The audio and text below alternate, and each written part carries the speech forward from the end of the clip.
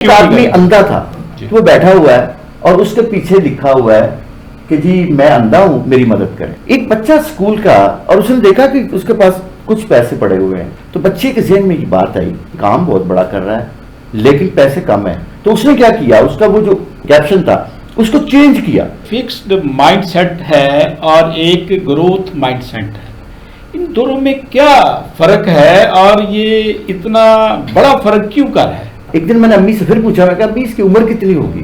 اس نے کہا اس کی عمر بھی تمہارے جتنی 5-6 سال کی ہے. تو میں نے دیکھا کہ ایک ساتھ اور پودا لگا ہوا تھا، بہت بڑا پودا تھا. تو میں نے کہا امی اس کی عمر کتنی ہے؟ کہتی اس کی عمر بھی اتنی ہے.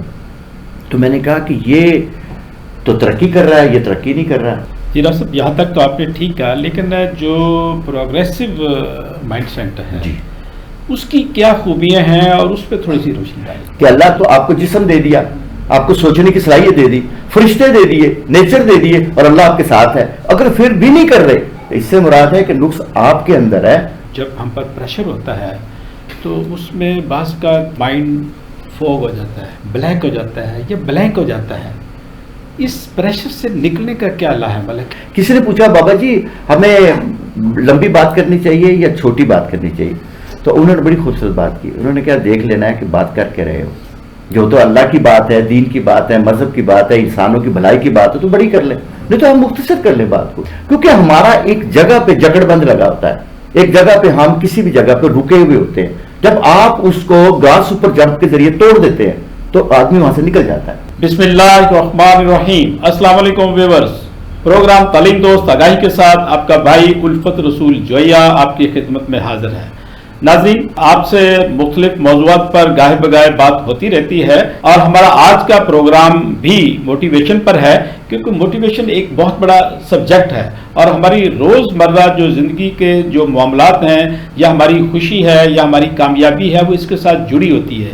اس لیے ہم نے مناسب سمجھا کہ اس پر موٹیویشن پر 3-4 پروگرام آپ کی خدمت میں پیش کیے جائیں تاکہ اس موضوع کو آپ بہترین طریقے سے سمجھ کر اپنی صلاحیتوں کو بہترین طریقے سے استعمال میں لا سکیں.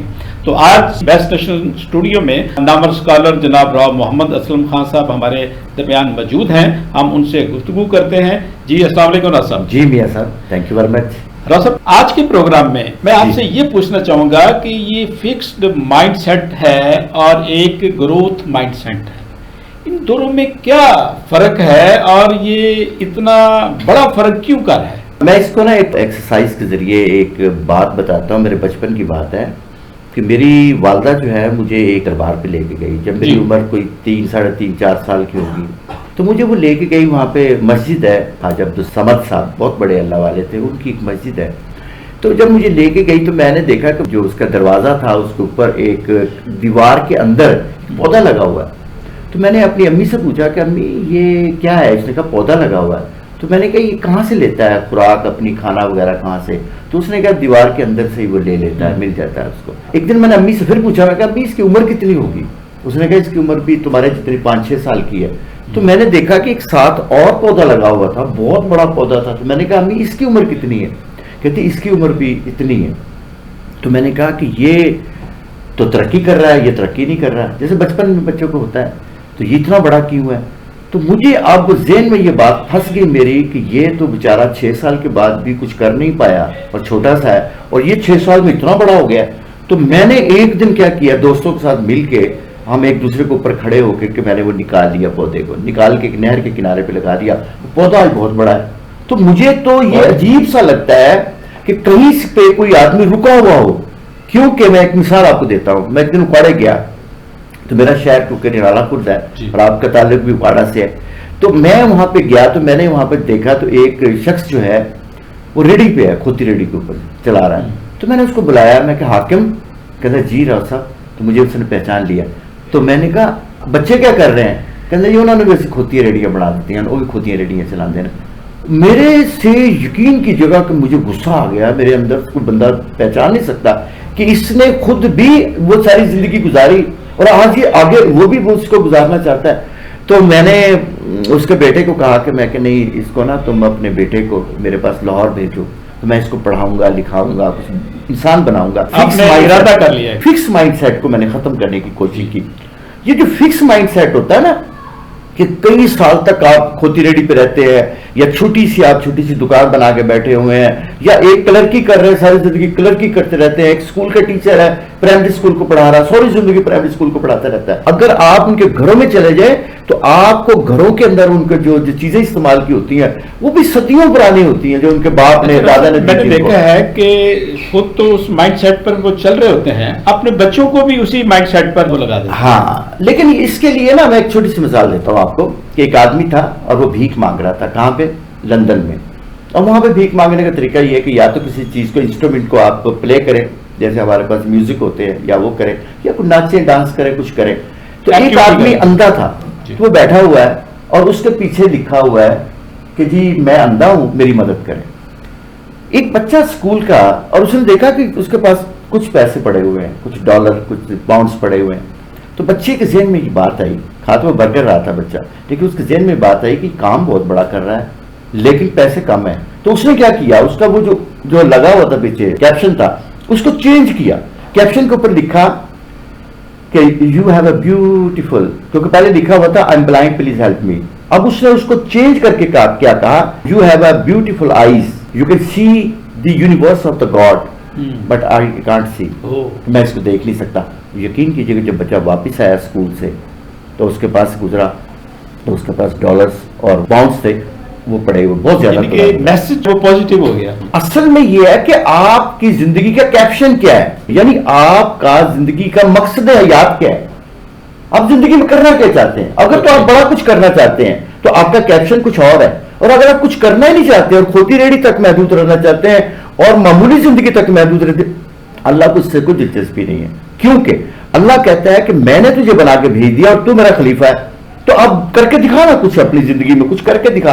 اگر میں نہیں کر کے دکھا رہا تو اس میں پرابلم میرا ہے, اللہ کا نہیں ہے. جیسے ہم نے پہلے بات کی تھی کہ اللہ تو آپ کو جسم دے دیا, آپ کو سوچنے کی صلاحیت دے دی, فرشتے دے دیے, نیچر دے دیے, اور اللہ آپ کے ساتھ ہے. اگر پھر بھی نہیں کر رہے تو اس سے مراد ہے کہ نقص آپ کے اندر ہے, اللہ کے اندر نہیں ہے, اور اللہ کے معاملات میں بھی نہیں ہے اور نیچر میں بھی نہیں ہے. اور دوسری بات ایک اور میں آپ سے شیئر کروں گا کہ جب شکست ہو گئی اس کو, امیر تیمور کو, اور وہ ایک جگہ بیٹھا ہوا, غار کے اندر چھپا ہوا بیٹھا, تو اس نے دیکھا کہ ایک جگہ پہ ایک جو ہمارا اسپائڈر ہوتا ہے وہ گرتا ہے چڑھتا ہے, گرتا ہے چڑھتا ہے, گرتا ہے چڑھتا ہے. تو اس نے کہا کہ اچھا اگر اس نے ہار نہیں مانی تو مجھے بھی ہار نہیں ماننی. کامیابی ہوتی کیا کہ اگر آپ 6 دفعہ 7 دفعہ 8 دفعہ گر گئے اور 6ٹھی دفعہ 9ویں دفعہ آپ نے دوبارہ کہہ دیا ہاں یار میں نے تو کھڑا ہو کے میں نے زندگی کا کام کرنا, آپ یقین کیجئے گا کہ آپ کو کوئی روکنے والا نہیں ہوگا. کیوں کہ آپ نے ٹھان لیے. یا یہ بھی یقین کریں کہ کوئی آپ کو نہ گرا سکتا ہے اور نہ آپ کو کوئی اٹھا سکتا ہے. جب بھی اٹھنا ہوتا ہے یا گرنا ہوتا ہے تو آپ نے اندر سے تسلیم کرنا, اپنے اندر سے. محمد علی قلعے بہت بڑا ایک موٹیویشنل آدمی اور بہت پنچ اس کا بڑا مشہور تھا, کہ جس کو پنچ مار دیتا تھا اس کے چہرے کی ہڈی توڑ دیتا تھا وہ آدمی. جب وہ ہارا آخری دفعہ, عبدالعزیز ٹائسن سے ہار گیا تھا وہ, جب اس سے پوچھا گیا کہ جی آپ کیسے ہار گئے, تو اس نے کہا کہ میں جب بھی پہلے جو جیتا کرتا تھا تو میں کچھ دیر کے لیے پہلے وہ رنگ پہ چلا جاتا تھا رات کو, خیال میں صرف, یعنی امیج کے ذریعے جاتا تھا اور موٹیویشن کے ذریعے میں وہاں جا کر اس کو مارتا تھا. جب وہ مارتا تھا تو اگلے دن جب اس کے ساتھ میرا باقاعدہ طور پہ فزیکلی جب ہوتا تھا تو میں اس کو وہیں پہ مارتا تھا جہاں رات میں نے مارے ہوتے تھے پنچ, اور میں جیت جاتا تھا. ابھی تو ہے پری ایکسرسائز کر رہے ہیں ہم, تو آپ گئے نہیں, فزیکل میں نہیں گئے. اب جیسے ہی آپ گئے تو آپ نے وہاں جا کر کے اس کو گرا دیا, تو اب آپ کے ساتھ وہ گرے نہیں. اچھا صاحب, آپ کا کہنے کا مطلب یہ ہے کہ پری ایکسرسائز.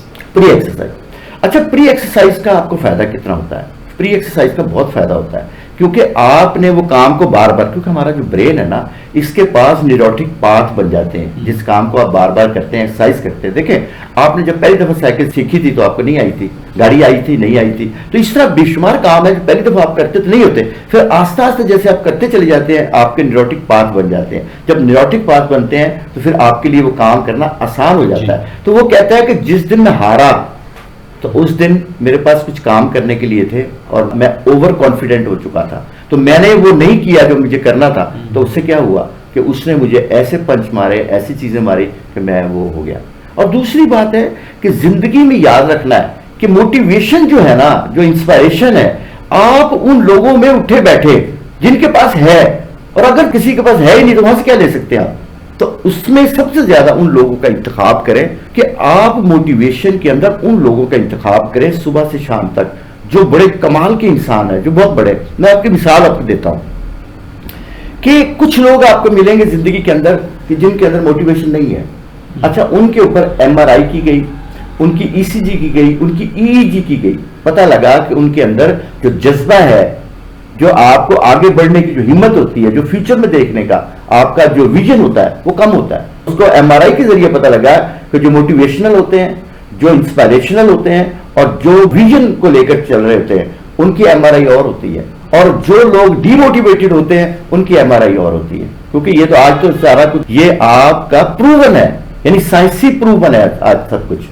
جی ڈاکٹر صاحب، یہاں تک تو آپ نے ٹھیک کہا، لیکن جو پروگریسو مائنڈ سیٹ ہے جی، اس کی کیا خوبیاں ہیں اور اس پہ تھوڑی سی روشنی ڈالیں. دیکھو پروگریسو جو ہے نا اس کی ایک خوبی ہے. دیکھیں آپ کبھی غور کرنا، جو لوگ ماضی پرست ہوتے ہیں، ہر وقت ماضی میں رہتے ہیں، ماضی کی باتیں کرتے رہتے ہیں، قومیں بھی آپ کو مل جائیں گی جو ماضی پرست ہوتے ہیں.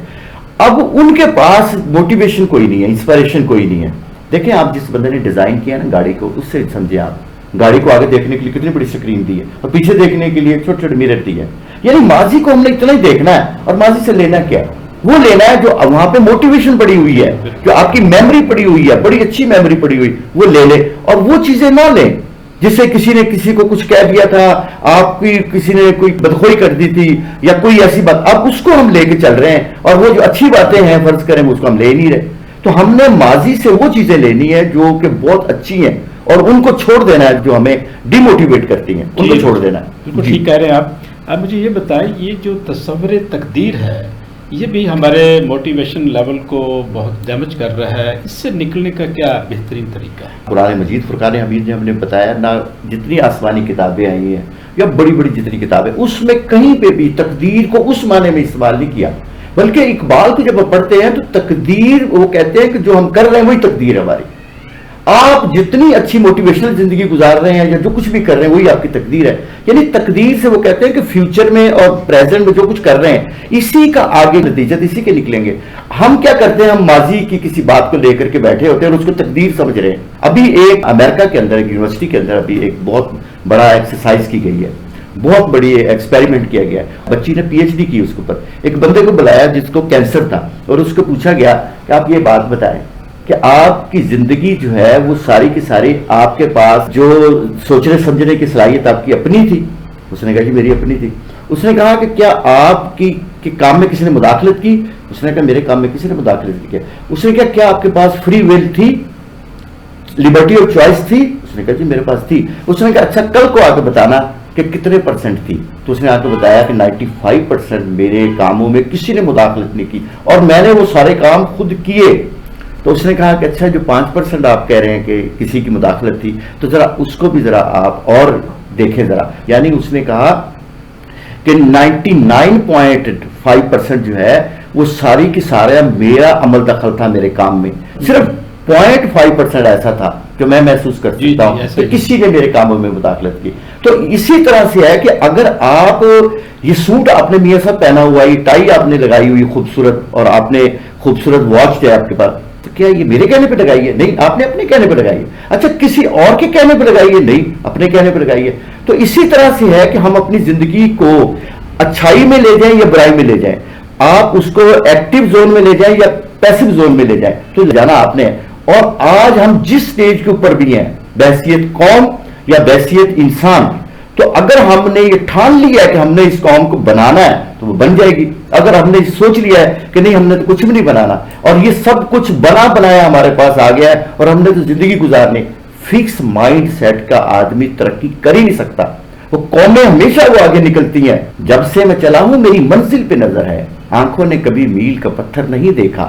کہ جو لوگ پتھر دیکھ رہے ہیں اور بار بار ماضی کو مڑ کے دیکھ رہے ہیں وہ ترقی نہیں کر سکتے.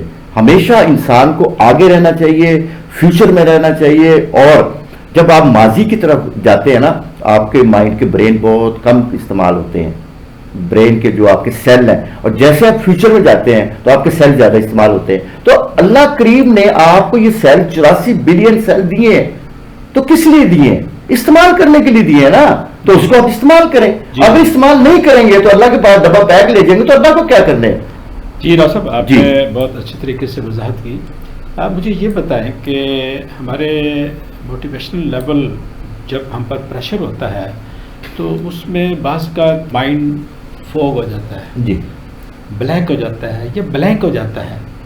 اس پریشر سے نکلنے کا کیا عمل ہے؟ کس طریقے سے ہم اس پریشر سے نکل کر اپنے آپ کو فریش اور اپ لفٹ کر سکتے ہیں؟ اچھا، اب تو بہت سی کتابیں اس موضوع کے اوپر لکھی گئی ہیں. فرض کریں کہ میں نے دیکھا کہ بہت سی کلاسز کے اندر بچے بیٹھے ہوتے ہیں، اسکولوں کے اندر، یونیورسٹیز کے اندر، اور ٹیچر سے وہ سوال ہی نہیں کرتے. کیوں؟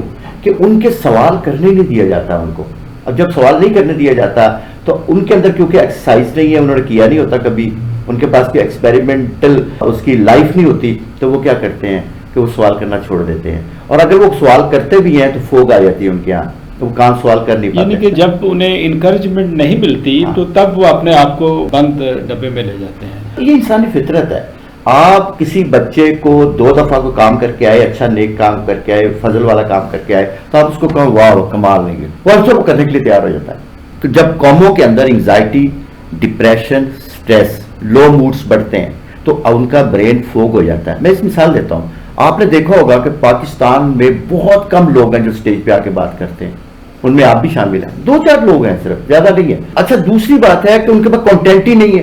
ان کے پاس کانٹینٹ ہی ہے. جیسے بابا جی تھے نا اپنے ڈاکٹر اسرار صاحب، ہمارے اساتذہ تھے وہ. جی ہم ان کے پاس جاتے تھے تو وہ بڑی اچھی بات کہتے تھے. کسی نے پوچھا بابا جی ہمیں لمبی بات کرنی چاہیے یا چھوٹی بات کرنی چاہیے؟ تو انہوں نے بڑی خوبصورت بات کی. انہوں نے کیا دیکھ لینا ہے کہ بات کر کے رہے ہو.